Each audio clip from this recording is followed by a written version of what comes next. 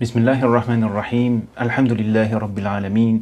Wassalatu wassalamu ala ashrafil mursalin, Sayyidina Muhammad, wa ala alihi wa ashabihi ajma'in, wa man tabi'ahum bi ihsanin ila yawmiddin. Amma ba'd, fassalamu alaykum wa rahmatullahi wa barakatuh. Mes chers frères, mes chères sœurs, j'ai le plaisir aujourd'hui de vous présenter mon premier ouvrage, mon premier livre, L'Islam, le message suprême.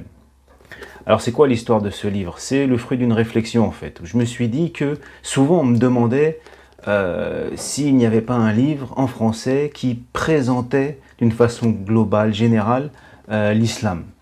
Pour des gens qui reviennent à leur religion, pour des gens qui s'intéressent à l'islam pour X raisons.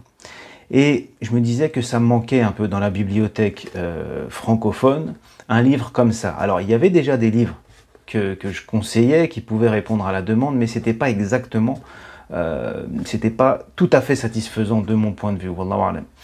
Et en même temps, au cours de mes lectures, de livres en arabe, de ulama, pendant mes études, etc., je tombais sur des passages, je me disais, voilà, mais il faut donner accès aux francophones à ces trésors-là. C'est ça qu'il faut leur présenter.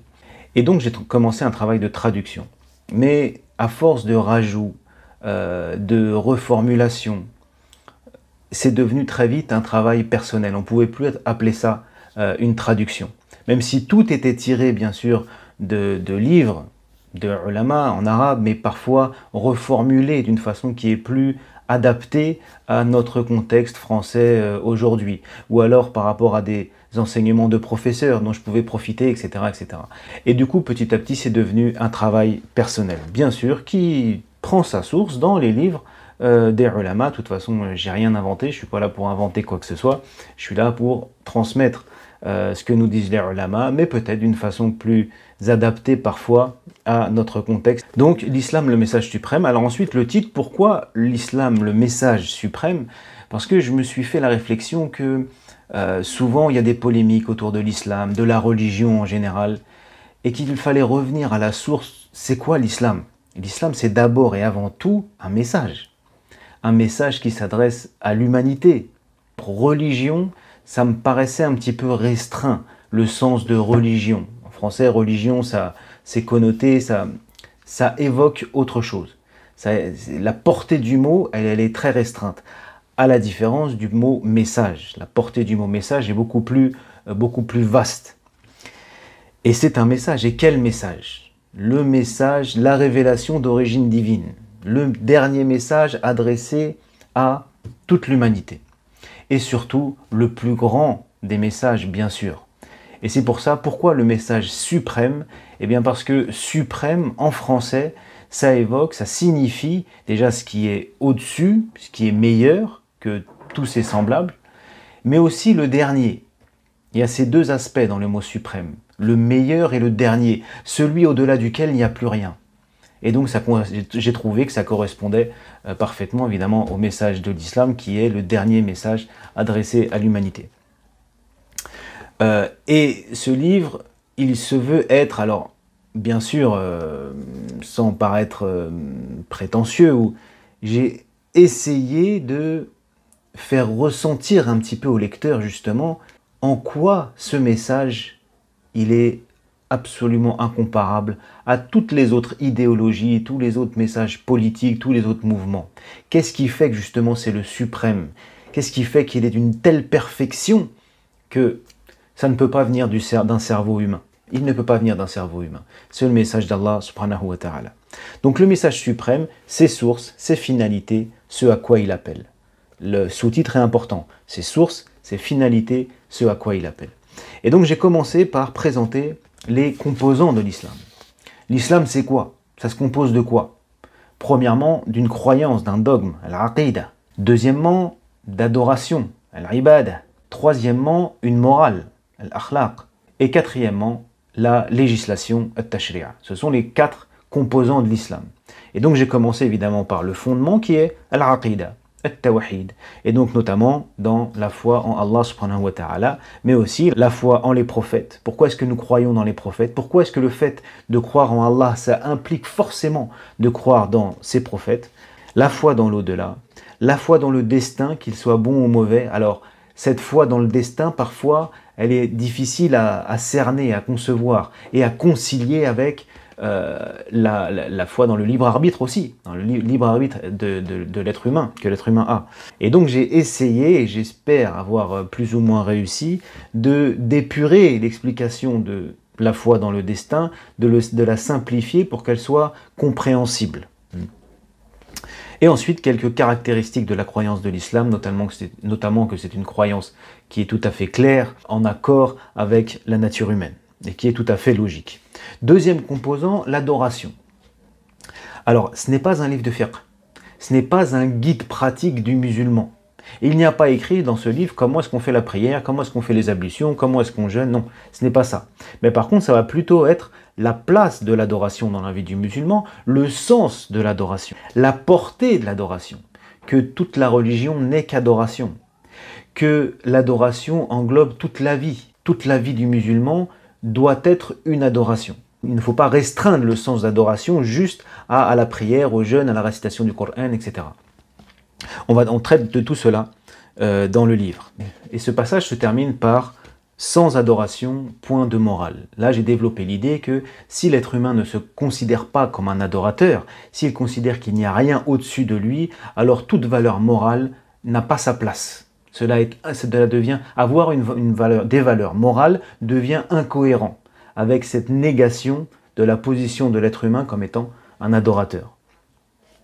Troisième composant, la morale, al-akhlaq. Alors, la place de la morale dans le message de l'islam, les particularités de la morale islamique et la purification du cœur. Qu'est-ce que ça veut dire? Quand on parle de purifier le nefs, de purifier l'âme, le cœur, etc., qu'est-ce que ça veut dire exactement? Et enfin, quatrième composant, at-tashri', la législation.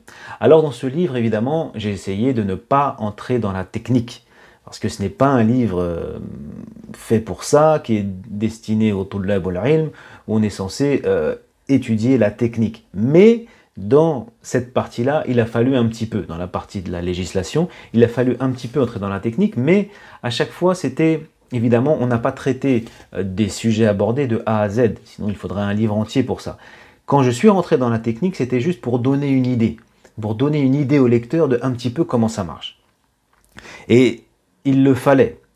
Les thèmes qui sont abordés dans ce chapitre, la différence fondamentale entre les adorations et de ce qui relève de la vie sociale. Les principes fondamentaux dans la détermination du licite et de l'illicite. Ça, ce sont les règles que l'on va retrouver un petit peu partout dans le fiqh, des règles de base, qu'on appelle le qawa'id al-fiqhiyya. Quelques objectifs de la législation islamique. Là, donc, ce sont les sagesses qui se cachent derrière les prescriptions, quand quelque chose est obligatoire ou interdit. Bien sûr, on le fait premièrement parce qu'Allah nous l'a rendu obligatoire ou interdit, mais derrière ces ordres, il y a une sagesse à tirer, une morale à tirer. Eh bien, c'est ce que j'ai un petit peu abordé dans ce passage-là. Un autre passage, comment la législation s'articule-t-elle avec la diversité des situations contextuelles? Lorsque l'on dit que la charia est applicable en tout lieu et en toute époque, qu'est-ce que ça veut dire? Qu'est-ce qui permet cela? Ce qui permet cela, c'est que cette législation, elle va s'articuler avec le contexte. Mais comment ça marche concrètement? Là, il a fallu rentrer un petit peu dans la technique. Mettre les mains dans le cambouis, comme on dit. Concrètement, comment ça se passe? Comment est-ce que cette législation, elle s'articule avec le contexte sans que le contexte vienne la dénaturer? Eh bien, on a abordé ce sujet à nouveau. Je répète que évidemment, on n'a pas traité le sujet de A à Z, hein, ça mériterait un livre en soi. Mais j'ai donné quelques éléments pour que le lecteur comprenne un petit peu comment ça marche. Et enfin, un passage sur la divergence. Pourquoi les savants divergent-ils? Qu'est-ce qui fait que les savants divergent? Pourquoi cette divergence, elle est inévitable? Et pourquoi cette divergence, elle ne doit pas poser de problème? Si elle est bien comprise, si elle est bien gérée, elle ne doit pas poser de problème, cette divergence. Ça, c'était le premier chapitre. Les composants de l'islam, une croyance, des adorations, une morale et une législation. Deuxième chapitre, les sources de l'islam. Alors là, j'ai juste abordé le Coran, Al-Qur'an wa Sunnah, le Coran et la Sunna. Pourquoi? Pour ceux qui connaîtraient un petit peu, parce que je ne parle pas des sources de la législation. Ce sont les sources de l'islam. La législation, elle a d'autres sources aussi. Ces autres sources de la législation, en vérité, elles sont tirées du Coran et de la Sunna. Donc là, j'ai parlé des sources de l'islam, pas des sources de la législation. Et les sources de l'islam sont le Coran et la Sunna. Et les autres sources, si on les utilise comme source dans la législation, c'est parce que le Coran et la Sunna nous ont indiqué qu'on pouvait le faire. Donc, premier passage évidemment sur le Coran. Là, ce passage-là, c'est un résumé succinct, disons, de certains chapitres des sciences du Coran. Les sciences du Coran. Donc, on a parlé de la révélation du Coran, comment est-ce que ça va se passer, l'importance de la mémorisation du Coran, pourquoi est-ce qu'on le mémorise, pourquoi est-ce que c'est important, les différentes variantes de lecture, parce que j'ai remarqué que ça pouvait perturber aussi certains parfois, donc c'est pour ça que je suis revenu sur ces différentes variantes de lecture, pourquoi ça ne fait pas différents Corans, évidemment, il n'y en a qu'un, et pourquoi est-ce qu'il y a ces variantes. L'histoire du rassemblement des sourates dans un seul livre, le thème central et les sujets principaux du Coran, l'aspect miraculeux du Coran, j'ai abordé ce sujet-là aussi. Et voilà. Ensuite, la Sunna. La Sunna, j'ai commencé par répondre. Réponse à ceux qui prétendent que nous n'avons pas besoin de la Sunna. Là, je mets en évidence l'incohérence de leur position, car obéir au Coran, c'est suivre la Sunna. Suivre la Sunna, c'est obéir au Coran. Cette Sunna, il faut la suivre, et nous l'avons à disposition, alhamdulillah, aperçu de la méthode d'authentification des hadiths. Comment est-ce que les muhaddithoun, les savants du hadith ont fait pour qu'aujourd'hui, alhamdulillah, on ait ces hadiths-là. Donc encore une fois, je n'ai pas traité le sujet des sciences du hadith de A à Z, mais c'est juste un aperçu pour faire comprendre au lecteur un petit peu, en résumé, la méthode que les savants ont utilisée pour authentifier les hadiths. Et ensuite, que signifie suivre la sunna? La sunna est une référence. Nous avons les hadiths grâce au travail des muhaddithoun. Maintenant, qu'est-ce que ça veut dire suivre la sunna? Là, je suis rentré un petit peu en profondeur. Est-ce que ça veut dire faire tout ce que faisait le prophète comme il le faisait? Ou est-ce que c'est autre chose? Là, c'est ce sujet que j'ai abordé. Donc ça, c'était les sources. Après les composants, les sources de l'islam. Donc ça présente l'islam. Et le troisième et dernier chapitre, l'effet des valeurs islamiques sur l'individu, la famille et la communauté. Tous ces principes, toutes ces règles dont on a parlé juste avant, si elles sont mises en pratique, quels vont être leurs effets? Quels vont être les fruits de ce mode de vie, car l'islam en est un?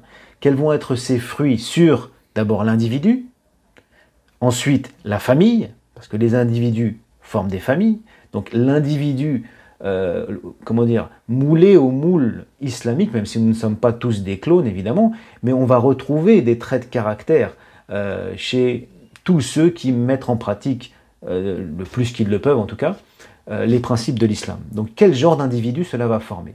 Ensuite, quel genre de famille cela va former? Donc les principes islamiques concernant la famille. Et ces familles, donc les individus forment des familles, et ces familles forment une communauté. Et donc enfin, la communauté formée par les valeurs de l'islam. Quelles devraient être les qualités de la communauté formée aux valeurs de l'islam? Et donc je vous passe les détails, je vous laisserai découvrir, Inch'Allah, parmi les caractéristiques, une communauté engagée. Et dans l'engagement, en fait, l'engagement, c'est le mot moderne pour dire al-amru bil ma'ruf wa an-nahy 'anil munkar, le fait d'ordonner le bien et d'interdire le mal. Et donc, comment est-ce que cela doit être fait? Qu'est-ce que cela veut dire? C'est ce que j'ai abordé aussi dans ce passage-là. Voilà, l'islam, le message suprême. Pour se le procurer, je l'ai sorti en auto-édition. Donc, je ne bénéficie pas des canaux de communication et de distribution des maisons d'édition classiques. Pour se le procurer, il y a un site qui est www.lemessagesuprême.com. Le message suprême, tout attaché en minuscule, .com. Là, vous pouvez le commander. Il y a pour l'instant quelques librairies qui le distribuent. Vous avez la librairie El Bayyina, dont l'adresse va s'afficher, à Argenteuil. Vous avez la librairie de la mosquée de Créteil, à Véroès, et la librairie Sami, à Saint-Denis. Voilà. Sinon, c'est le site. Pour l'instant, c'est le seul moyen de se le procurer. Comme je vous le disais, il est en auto-édition. Donc, je vous invite à l'acheter. Et pour ceux qui penseraient qu'il y a un bénéfice à tirer pour la communauté dans ce livre, je vous demande de m'aider à le faire connaître, donc à partager.